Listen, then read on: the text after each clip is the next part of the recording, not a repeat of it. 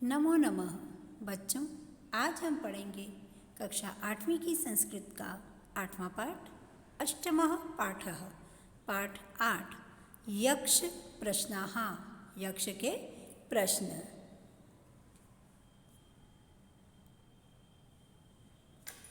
महाभारत महाकाव्य में यक्ष के प्रश्न एक हिंदी कहावत भी है। यह कहावत किसी ऐसी समस्या या परेशानी के संदर्भ में प्रयुक्त होती है जिसका कोई समाधान अभी तक न निकाला गया हो या समस्या जस की तस बनी हुई हो। महाभारत के समय पर पांडव जब वन में विचरण कर रहे थे, यह संवाद उस समय का है। वनवास के समय में एक बार पांडव वन में विचरण कर रहे थे। मार्ग में द्रौपदी ने जल की याचना की। सबसे पहले सहदेव पात्र लेकर जल लेने के लिए पास के ही एक तालाब पर गए, परंतु वापस नहीं आए। इसी क्रम में नकुल, अर्जुन और भीम भी गए, परंतु वे भी वापस नहीं आए। अंत में स्वयं धर्मराज युधिष्ठिर वहाँ गए और उन्होंने वहाँ पर जाकर देखा कि उनके चारों भाई भूमि पर निष्प्राण होकर पड़े हुए हैं, अर्थात कि वे बेहोश होकर गिरे हुए थे। उन्होंने इसका कारण जानना चाहा कि अचानक एक बहुत विशालकाय यक्ष वहाँ पर उपस्थित हुआ और उसने कहा कि मेरे प्रश्नों का उत्तर दिए बिना यदि तुम जल ग्रहण करोगे तो तुम भी इसी प्रकार निष्प्राणता को प्राप्त हो जाओगे।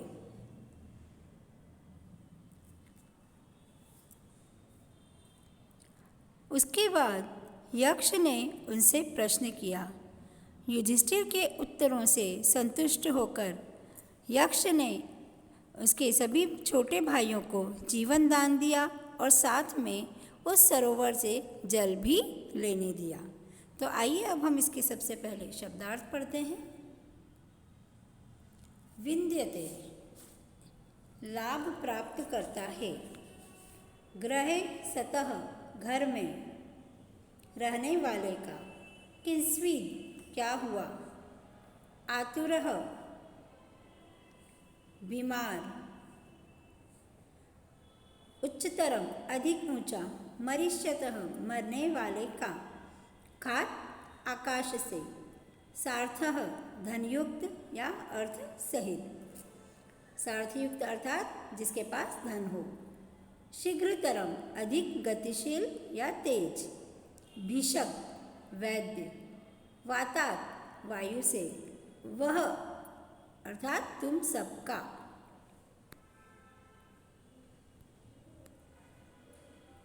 बहुतरम, बहुत फैलने वाली। परायणम, अनन्य, भक्त। तृणात, तिनके से। सापत्नम, सौतेले भाई, नकुल को। प्रसतः,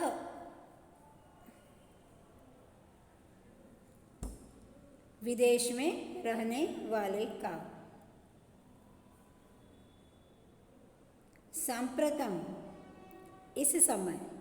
श्रोत्रियो, ज्ञान। सापत्नम, सौतेले भाई को। ठीक है, अब हम इसका श्लोक पढ़ेंगे। यहाँ पर यक्ष और युधिष्ठिर के बीच में संवाद होता है। यक्ष उनसे प्रश्न पूछते हैं और युधिष्ठिर बहुत ही धैर्यपूर्वक और चिंतन के साथ उसका जवाब देते हैं और यक्ष धीरे धीरे उनके उत्तरों से संतुष्ट हो जाता है। तो सबसे पहला प्रश्न था यक्ष का। यक्ष उवाच, अर्थात यक्ष बोले। केन स्विच्छोत्रियो भवति, केन स्विद्विन्दते महत्, केन द्वितीयवान भवति राजन, केन च बुद्धिमान। हे राजन, व्यक्ति श्रोत्रिय कैसे होता है, वह महान कैसे बनता है।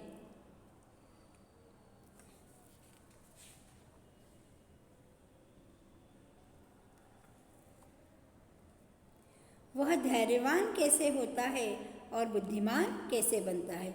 यहाँ पर यक्ष ने युधिष्ठिर से प्रश्न पूछा कि हे राजन, आप बताएं कि व्यक्ति श्रोत्रिय कैसे बनता है, महान कैसे बन जाता है, धैर्यवान कैसे बनता है और बुद्धिमान कैसे होता है। तब युधिष्ठिर उनको जवाब देते हैं। युधिष्ठिर उवाच, युधिष्ठिर कहते हैं, श्रुतेन श्रोत्रियो भवति, अर्थात श्रुतियों को, उपनिषदों को, पुराणों को, वेदों को, इन सब का जब अध्ययन करते हैं, इन सबको जब हम सुनते हैं, तब उससे व्यक्ति श्रोत्रिय हो जाता है। तपसा विंदते महत्, अर्थात तपस्या करने से व्यक्ति महान हो जाता है। धृत्या द्वितीयवान भवति, अर्थात धैर्य रखने से व्यक्ति धैर्यवान हो जाता है। बुद्धिमान वृद्ध सेवाया, अर्थात बुद्धिमान लोगों की वृद्ध लोगों की सेवा करने से व्यक्ति बुद्धिमान हो जाता है। वृद्ध लोगों की सेवा करने से व्यक्ति बुद्धिमान कैसे होगा?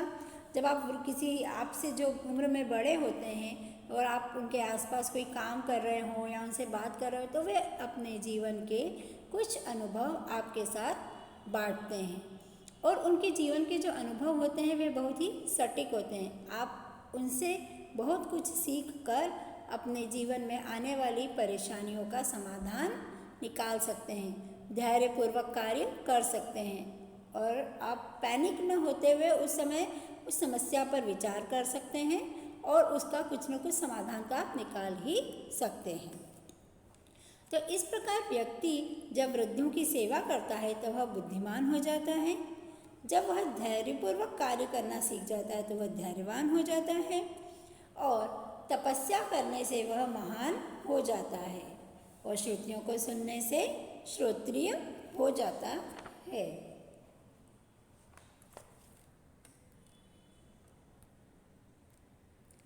अगला प्रश्न पूछते हैं यक्ष उनसे। यक्ष उवाच, यक्ष ने पूछा, यक्ष ने बोला, किंस्वित् गुरुतरम भूमे, किंस्वित् उच्चतरम चखात, किंस्वित् शीघ्रतरम वायोः, किंस्वित् बहुतरम तृणात्।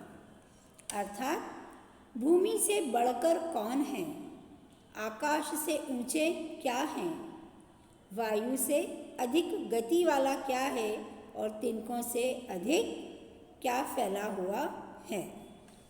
किंस्वित् अर्थात क्या, भूमि से बढ़कर क्या है, आकाश से ऊंचे उच्चतरम कौन है। किंस्वित् यहाँ पर हम संधि विच्छेद करेंगे। किंस्वित् शीघ्रतरम मतलब वायु से अधिक गति वाला क्या है।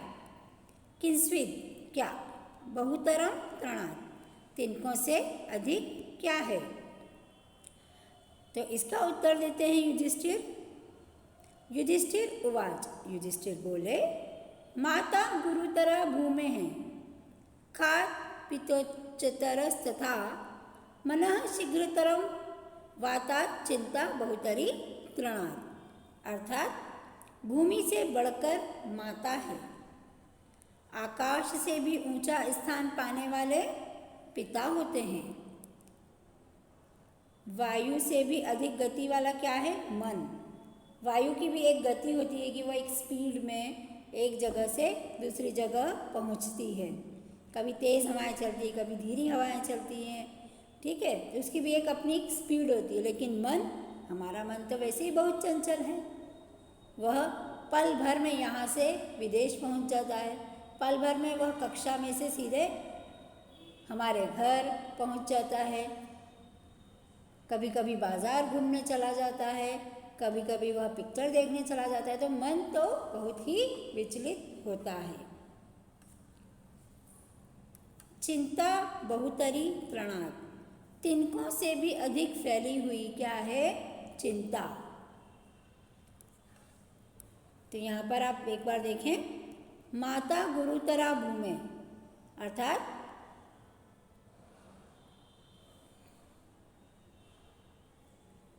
भूमि से बढ़कर माता है। आकाश से भी ऊंचा स्थान प्राप्त करने वाले पिता होते हैं। मन से भी शीघ्रतर, मन से भी अधिक गति वाला, वायु से भी अधिक गति वाला मन है और चिंता से भी अधिक फैली हुई, तिनकों से भी अधिक फैली हुई क्या है? चिंता है। ठीक है, नेक्स्ट है, युधिष्ठिर ने उनसे प्रश्न पूछा फिर से।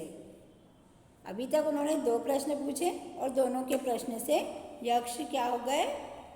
संतुष्ट हो गए। अब अगला प्रश्न जब वे पूछते हैं, सार्थः प्रवसत मित्रम भार्या मित्रम गृहे सतः। यक्ष पूछते हैं, किंस्वित प्रवसत मित्रम किंस्वित मित्रम गृहे सतः आतुरस्य च किं मित्रम किंस्वित मित्रम मरिष्यतः। अर्थात विदेश में रहने वाले का मित्र कौन है, घर में रहने वाले का मित्र कौन होता है, बीमार का मित्र कौन होता है और मरने वाले के लिए मित्र कौन है। यहाँ पर 4 अलग अलग आपको परिस्थितियाँ बताई गई हैं और उस समय हमारा मित्र कौन होता है वह बताया गया है। यह प्रश्न पूछा है यक्ष ने युधिष्ठिर से कि आप बताएं मुझे कि जो बाहर होते हैं, जो विदेश में रहते हैं, उसके लिए उनका मित्र, उस समय उनका मित्र कौन होता है, घर में रहने वाले का मित्र कौन होता है, बीमार का मित्र कौन होता है और मरने वाले का मित्र कौन होता है। तब युधिष्ठिर उन्हें इस बात का उत्तर देते हैं, सार्थः प्रवसत मित्रम, अर्थात जब व्यक्ति विदेश में होता है तब उसका मित्र कौन है? सार्थ, अर्थात धन। भार्या मित्रम गृहे सतः, घर में रहने वाले का मित्र पत्नी होती है। आतुरस्य भिषग मित्रम, अर्थात बीमार का मित्र कौन है? दवाइयाँ, औषधियाँ और वैद्य। दानम मित्रम मरिष्यतः, मरने वाले का मित्र कौन है? दान, मरने वाले के हाथ से जो भी दान किया गया है वह उसका मित्र हो जाता है।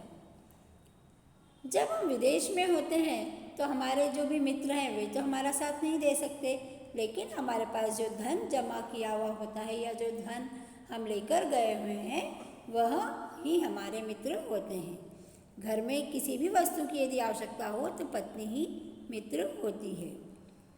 जब बीमार हो तो कोई भी हमारा मित्र नहीं हो सकता। हाँ, तबीयत पूछने आ सकते हैं, हालचाल जानने आ सकते हैं, लेकिन हमारा सच्चा मित्र कौन होगा? डॉक्टर और दवाइयाँ, जिससे कि हम जल्द से जल्द ठीक हो जाते हैं। और मरने वाले का मित्र दान होता है।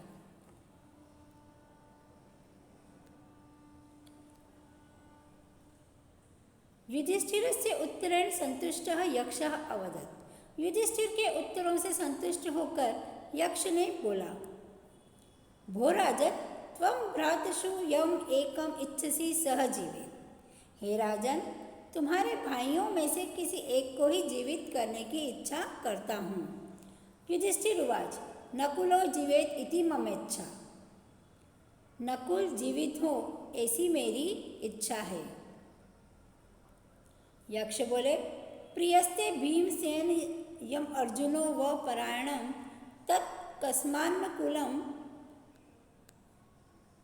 तत्कस्मान्नकुलम राजन सापत्नम जीव्यमुच्छसि।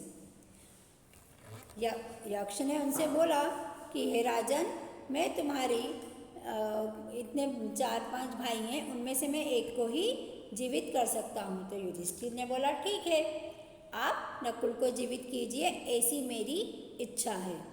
तब यक्ष बोले कि भीमसेन तुम्हारा प्रिय है, अर्जुन तुम्हारा अनन्य भक्त है, तो फिर क्यों अपने सौतेले भाई को जीवित करने की इच्छा करते हो। युधिष्ठिर बोले, यथा कुंती तथा माद्री विशेषो नास्ति में तयोः। जैसे कुंती है वैसे ही माद्री हैं। युधिष्ठिर जो हैं वे कुंती और पांडु के पुत्र हैं।